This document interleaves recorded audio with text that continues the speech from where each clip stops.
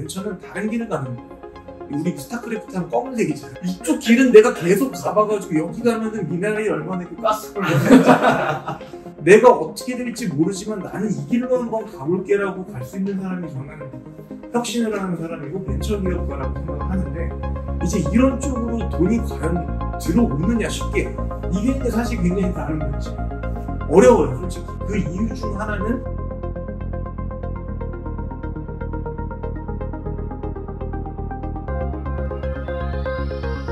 안녕하세요. 로봇과 AI 문화를 사랑하는 사람들의 이야기 로보티스트 게스트입니다. 저는 로보티스트 MC를 맡은 강민석이고요. 벌써 5번째 주제네요. 오늘의 주제는 왜 한국은 로봇 혁신의 추격자에 머무는가에 대한 주제를 가져왔습니다. 오늘 같이 이야기 나눠주실 분은 저희 로보티스트 채널의 단골이신 이용석 대표님 모시고 이야기 나눠보도록 하겠습니다. 안녕하십니까? 네, 안녕하십니까? 네. 또 현업에 계시는 분을 저희가 초대를 했는데요. 시청자분들께서도 실제 이제 로봇 산업의 현업에서 이제 일을 하시고 계시는 분들을 또 모셔오면은 그에 대한 또 신뢰가 좀 늘어나지 않을까 생각을 합니다. 오늘의 주제는 한국은 로봇 혁신의 추격자에 머무는가인데요. 먼저 이 주제 어떻게 생각하실까요, 대표님? 뭐 무거운 주제 같아요. 사실 네. 무거운 주제고 또 그만큼 현실이 그런 것도 좀 씁쓸한 얘기라고 생각을 하고요. 네. 저도 뭐 업계에 이제 조금 있는 지 좀 되다 보니까 이런 생각을 항상 많이 하면서 이제 뭐 계속 일을 하거든요. 뭐 사실 여러 가지 이유가 있는 것 같아요. 첫 번째 질문 하도록 하겠습니다. 네. 한국의 기업들은 왜 혁신보다는 모방에 집착하는가에 대한 질문이에요.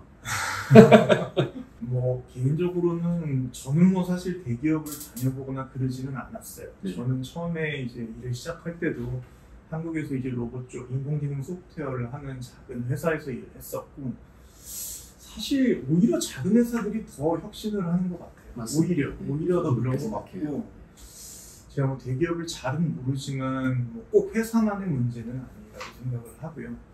일단은 한국의 로봇 기술이 어떤 자금의 흐름으로 계속 발전이 됐는지부터 좀 얘기할 필요가 있다고 생각을 하고, 사실 많은 부분이 결국 우리가 흔히 얘기하는 정부 자금, 다시 얘기하면 세금 갖다가 이루어졌다고 생각을 합니다. 문제는 이런 것들로 뭔가 혁신적인 걸 개발을 해야 되는데 우리나라의 문화 자체는 책임지기 싫어하는 문화라고 생각을 해요. 그러니까 사실 제가 개인적으로 조금 안타깝고 좀 안 좋게 생각하는 부분이, 우리가 아무리 뭐 다른 나라를 욕하고 어쩌고저쩌고 해도 다른 나라는 우리나라보다 훨씬 더 많은 실패 비용이라는 걸 인정해주는 문화가 정착이 많이 돼 있다고 생각을 합니다. 하지만 우리나라는 가장 큰 문제가 실패 비용이라는 것을 인정하지 않아요. 차라리 제 기억으로는 옛날에는 오히려 안 그랬어요. 제가 진짜 로봇계에 막 들어갔을 때 한 2000년도 후반, 2009년도 정도에는 우리가 뭐 연구개발 같은 걸 한다고 해도 목표한 바와 같이 성과가 나오지 않는다 하더라도 그렇게까지 많은 페널티를 주지는 않았어요. 근데 언젠가부터, 정확히 저도 기억이 안 나는데 언젠가부터 이거를 달성 못하는 사람을 그냥 쓰레기로 만들어버려요. 실패자, 낙인을 뻑 하고 찍어버리는 거예요. 그러면은 누가 도전을 해요? 못하죠. 그렇지. 나는 남들이 했던 것만 빨리빨리 따라 해가지고 뭔가 조금 1등은 아니지만 2등으로서 쫓아가가지고 돈을 만들어내겠다라는 전략 자체가 틀린 전략은 아니라고 생각을 해요. 내가 이제 감수할 수 있는 리스크가 더 작아지고 내가 돈을 좀 적게 벌지만 리스크도 같이 줄어든다고 하면은 뭐 그걸 선택하는 의사결정 자체가 그렇게까지 잘못됐다고 생각은 안 합니다. 다만 혁신은 못 나오죠. 그건 못 나오죠. 네, 그건 포기해야죠. 저번에도 이야기가 나왔었는데 한국이 굉장히 이제 추격형 기술에 특화된 기업이라고 했는데 사실 그것보다 더 잘하는 나라가 중국이다 라고 그렇죠. 말씀을 하셨잖아요. 네. 한국이 그러면은 잘하는 건 뭔가요? 사실 그러니까 제조 관점에서 봤을 때 중국을 이긴다는 건 저는 개인적으로 불가능하다고 생각을 합니다. 그거는 뭐 이미 뭐 많은 경제 하시는 분들, 뭐 애널리스트 분들도 아시겠지만 이미 하드웨어 싸움에서는 승산은 없다고 봐요.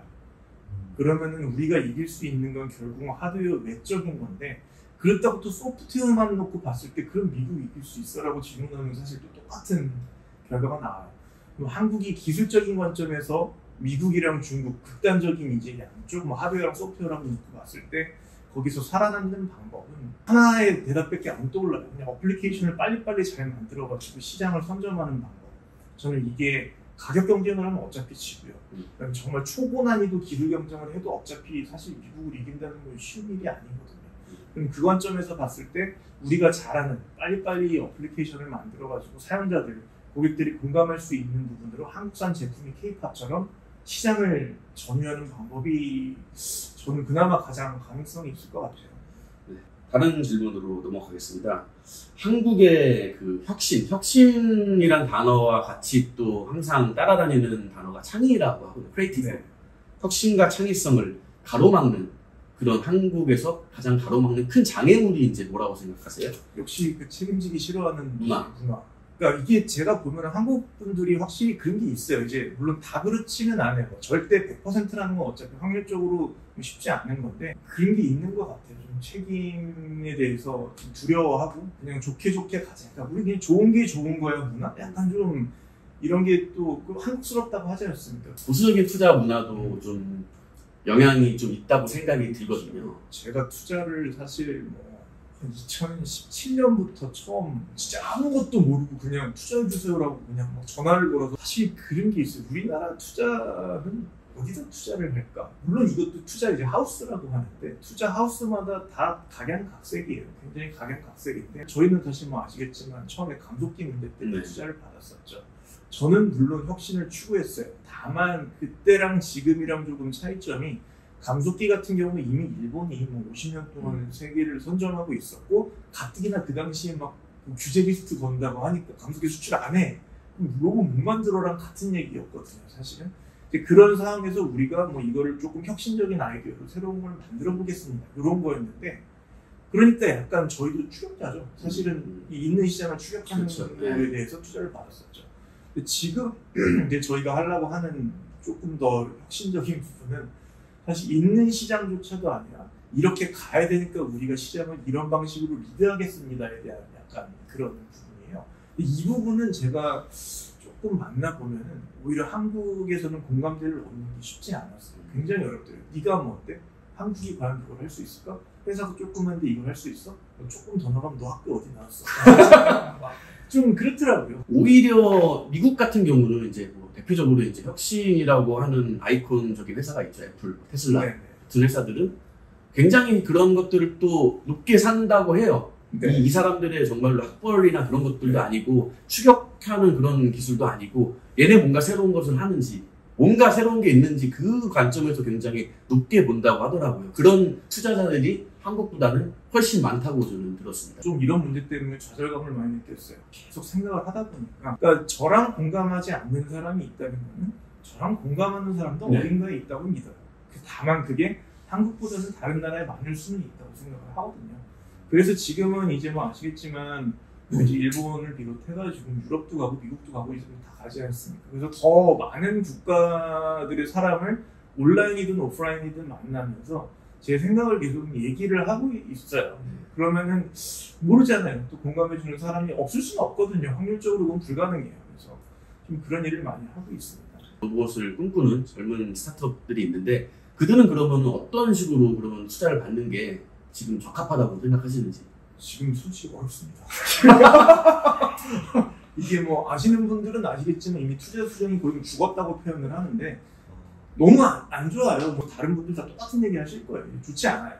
좋지 않은 와중에서 어떻게 하면 투자를 받을까는 저는 둘 중 하나인 것 같아요. 저처럼 계속 혁신을 주장하거나 아니면은 진짜 있는 시장에서 명확하게 돈을 벌 수 있는 거를 제시를 하거나 뭐 어정쩡해서는 지금은 쉽지 않을 거예요. 제가 제일 좋아하는 게 이제 스티브 잡스가 한 Think Difference예요. 다르게 생각하라. 이 말을 가장 좋아하는데 베끼는 건 좋아요. 제발 똑같이 베끼지 말자 이거예요. 이건 좀 그만하자 이거예요. 그러니까 옛날에 제가 어떤 책에서 읽었는데 다른 나라들은 예를 들어가지고 우리가 누가 사각형짜리 제품을 만들었어요. 그럼 나는 오각형을 만들고 나는 삼각형을 만들고 나는 육각형을 만들었으니 어떤 게 좋은지 우리 한번 경쟁해보자. 이게 정상적인 제품의 발전 과정. 물론 모방이 창조의 어머니죠. 이런 식으로 창조가 일어나야 되는데 우리나라는 사각형을 만드는 거예요. 그래놓고 경쟁을 해요. 그럼 뭐 다 주는 거죠. 저희가 감속기를 만들었지만 처음부터 만들었겠어요? 아니죠. 옛날에 있던 이론을 참고해가지고 여기서 변형을 줘가지고 개선을 하는 건데, 사실 이게 뭐 변형이라고 할 수 없을 만큼의 이걸 변형이 줬다고 우기는 것도 되게 웃기지만 사실상 거의 그대로 만드는 게 많이 있거든요. 의사결정의 1순위가 돈을 버는 것이라고 하면은 베끼든 뭐 어떻게 뭐 사람을 빼오든 비난받으면 안 되죠. 돈 벌었으면 끝! 여기서 끝나야 되는 건데, 대부분의 훌륭한 기업가들은 저는 그렇게 사고하지 않았다고 생각합니다. 돈과 무관한 일을 했다고 생각해요. 우리나라도 이런 가치가 좀 인정받으면 좋을 텐데, 질문 자체가 그러면은 혁신의 아이콘인 나라가 될 수 있습니까? 그렇죠. 라고 한다면 저는 좀 어려울 것 같아요. 솔직히 얘기해서 어려울 것 같아요. 계속 도전할 수 있는 그런 한국의 문화가 만들어져야 되는데, 그 문화를 바꾸는 것들이 생각보다 단기간에 이루어질 수는 없지 않습니까? 이게 문화를 바꾸려면 저는 투자 문화가 솔직히 좀 바뀌어야 된다고 생각을 하는데, 이제 한국 같은 경우는 많은 분들이 잘 모르실 거예요. 투자를 하면 투자금이 있잖아요.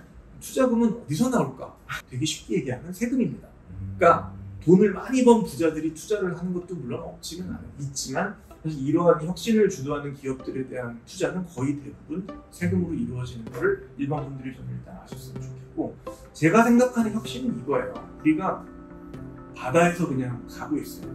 근데 남들이 가온 길이 있어요. 이 길을 가면은 내가 대충 어디로 갈지에 대한 방향이 나오고 어느 정도의 무엇인가를 얻을 수 있다는 것을 추정을 할 수 있겠죠.